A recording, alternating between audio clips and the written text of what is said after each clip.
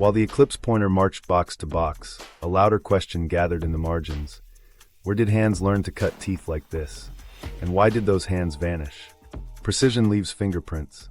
Dividing lines, templates, specialized scribes, peening habits. None of that shows up in tombs, hoards, or shipwrecks in a way that adds up to a named shop.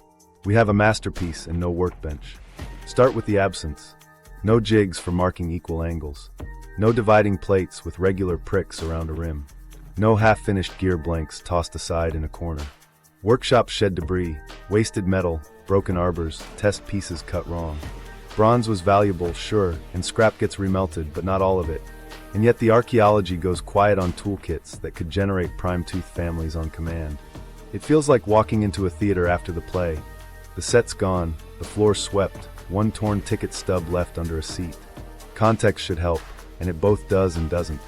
The ship that carried the mechanism sank with statues, luxury goods, and rare ceramics.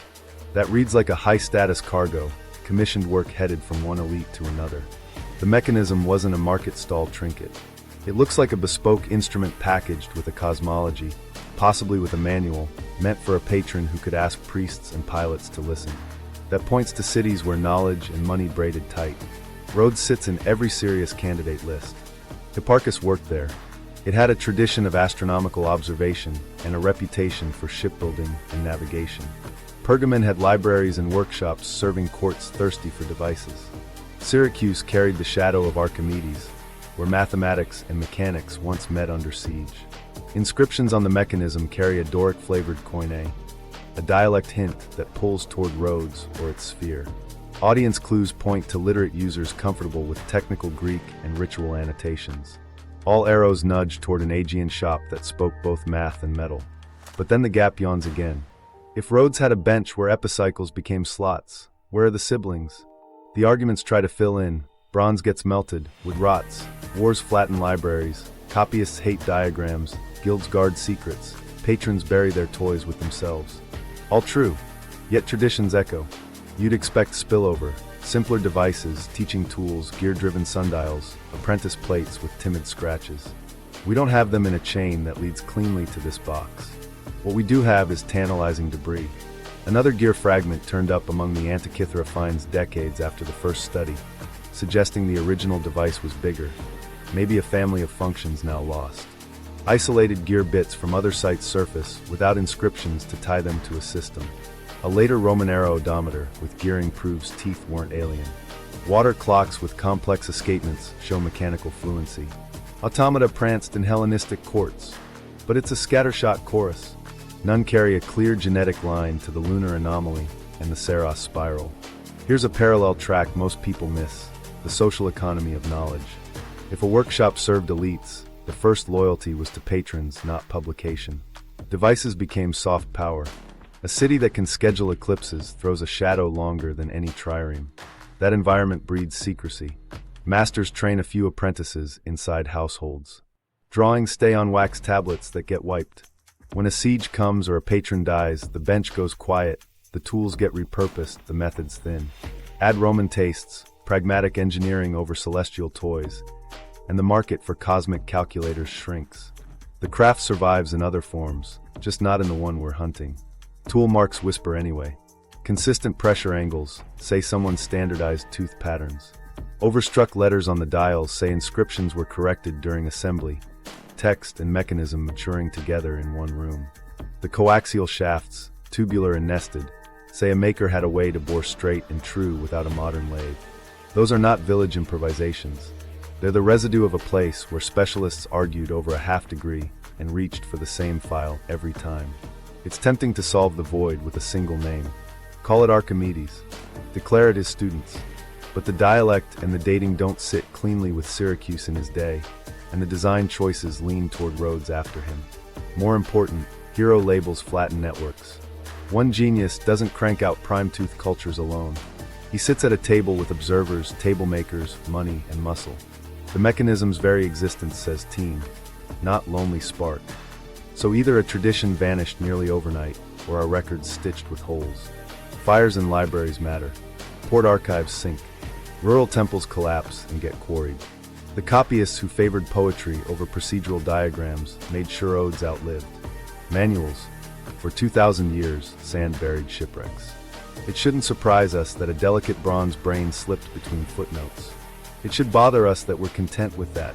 While that was happening in the scholarly world, arguments about gaps and ghosts, the metal kept insisting. Someone had a bench where gears got graded, a wall where tables hung, a shelf where finished boxes waited for patrons. We haven't found that room. We might never. But every consistent tooth, every calibrated spiral, every corrected letter points back to it like a compass. And that's the headache for the timeline. If the workshop's missing, is it because it never existed, or because it was one room in a wider system we haven't learned to see? 1,000 years too soon. While curators argued about workshops, a darker realization crept in. The calendar computer in those fragments sat like a mountain peak with no foothills. From this device, you're supposed to walk down a slope into Roman gadgetry, into early medieval contraptions, and arrive at the great astronomical clocks of Europe. But the slope isn't there. It's a cliff. We jump from a 1st century BCE gear brain to cathedral towers ticking in the 14th century. That's 1,000-year silence.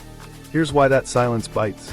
Roman engineering is everywhere: arches, aqueducts, pumps, odometers with gears counting cart miles. And yet fine astronomical gearing is rare to invisible. The Roman taste leaned practical, heavy, standardized. You see worm gears driving mills, but not pin and slot epicycles whispering lunar speeds. The craft to cut teeth existed.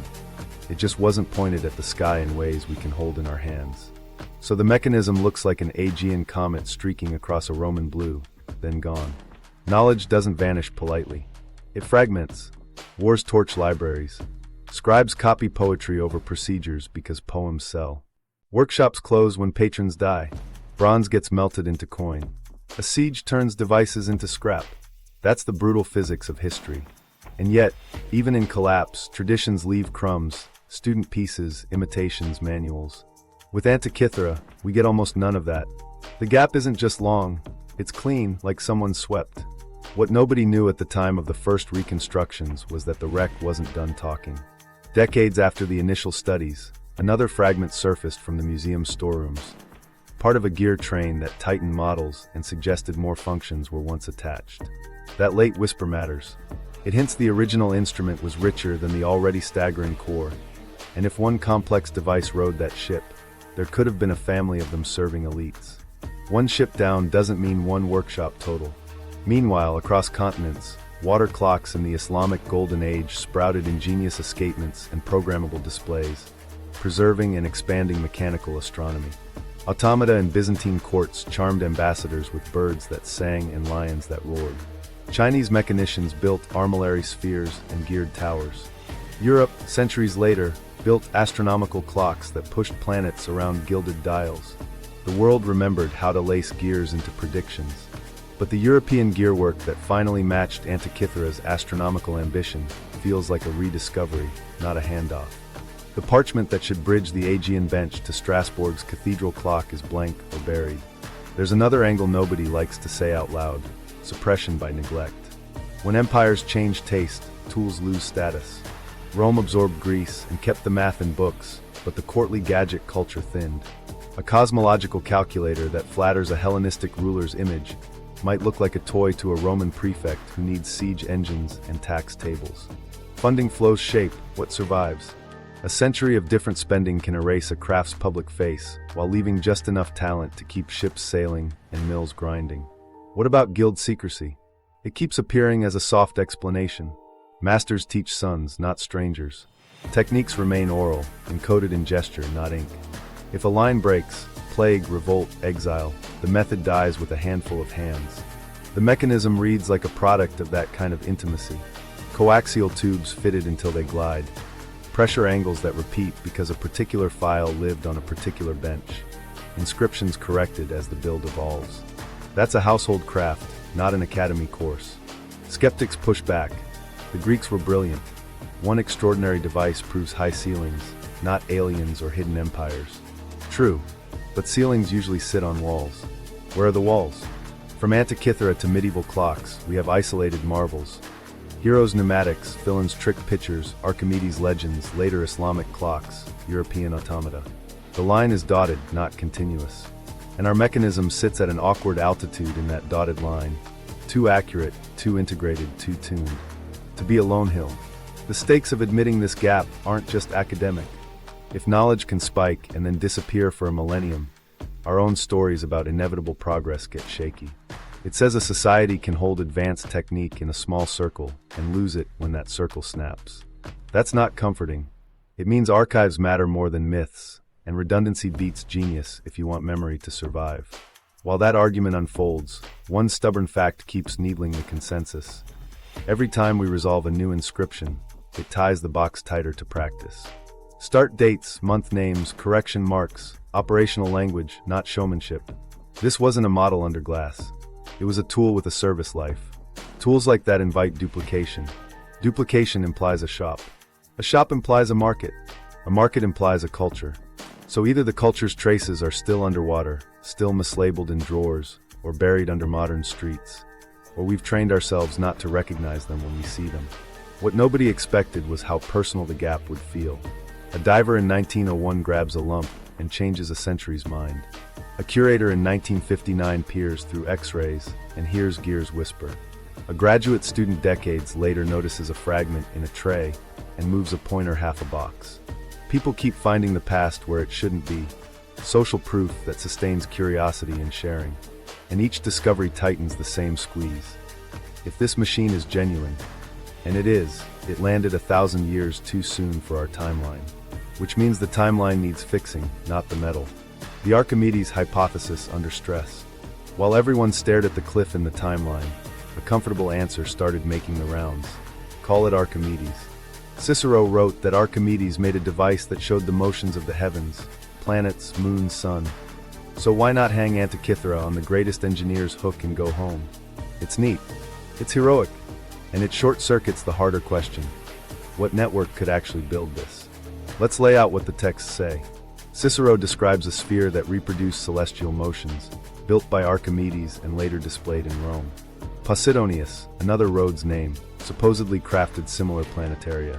Ancient audiences loved demonstrations where planets crept along armillary rings. Those accounts prove a tradition of display machines existed. They don't prove tooth counts, inscriptions, or a pin-ant slot. They don't name the bench that cut a 223-step Saros spiral. Now look at the object in our hands. The inscription's letter forms and vocabulary land us in the Hellenistic world, but not in Archimedes' Syracuse. Linguists here koine with Doric flavor, Rhodes territory, a century after his death. The function set isn't a theatrical planetarium.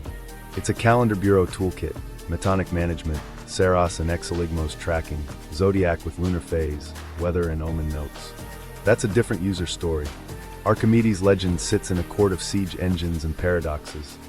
This box reads like an office instrument for a literate civil religious operator. Design lineage pushes the same way. The Antikythera device hides sophistication behind compact gearing. The anomaly solution is an epicyclic pin-ant slot buried in a stack, not a ring and sphere walkthrough for a noble's salon. Planet tracking would need additional trains and displays we don't see in the surviving fragments. Reconstructions that try to cram 5 visible planets onto this chassis start inventing wheels the metal doesn't support, given current fragmentary evidence. The safer read is narrower: sun, moon, calendars, eclipses. That's already audacious without adding Mars. Why does attribution by fame keep coming back? Because our brains want single causes. A name collapses uncertainty into a story we know how to tell. The lone genius who leapt ahead. But the metal argues for a shop that solved 1,000 little problems. Coaxial tubes that don't bind, pressure angles that repeat, tick marks engraved so consistently you'd swear a template sat under the stylus. Those are communal habits, not one man's afternoon. There's also the date problem. Archimedes died in 212 BCE. The shipwreck is 1st century BCE. Could a device in his tradition survive and sail 100 years later? Maybe. Ideas do drift forward. But the dialect and the explicit cycle labels, metonic, calypic, Saros, Exeligmos, feel like vocabulary standardized after his era, shaped by Rhodes' school of observation. Hipparchus, working on Rhodes in the 2nd century BCE, is the better candidate for the theory pipeline feeding this machine, even if he never touched a file. That still doesn't name a builder. It names a place where tables met brass. Skeptics push a counterpoint. If Cicero saw a planetarium with predictive gears, why can't Antikythera be its cousin? Fair. Yet cousins share features you can point at. The mechanism's surviving faces are dense with month boxes, eclipse glyphs, and user instructions in compact script. A showpiece planetarium would advertise planets visibly. It would boast of Mars and Jupiter with labeled pointers. Here, the inscriptional voice is operational. Do this, read that, note the node. If you strip the romance, you're left with a disciplined appliance. The human angle matters because names shape careers. Slap Archimedes on the device and you smuggle prestige into any claim about lost knowledge. You also blind yourself to apprentices and patrons. A hero label can erase a network of shipwrights, navigators, temple scribes, and bronze cutters who all fed the bench. It can also hide the obvious. To deliver this precision, someone needed steady orders, repeatable processes, and feedback from users. That smells like an institution, not a savant.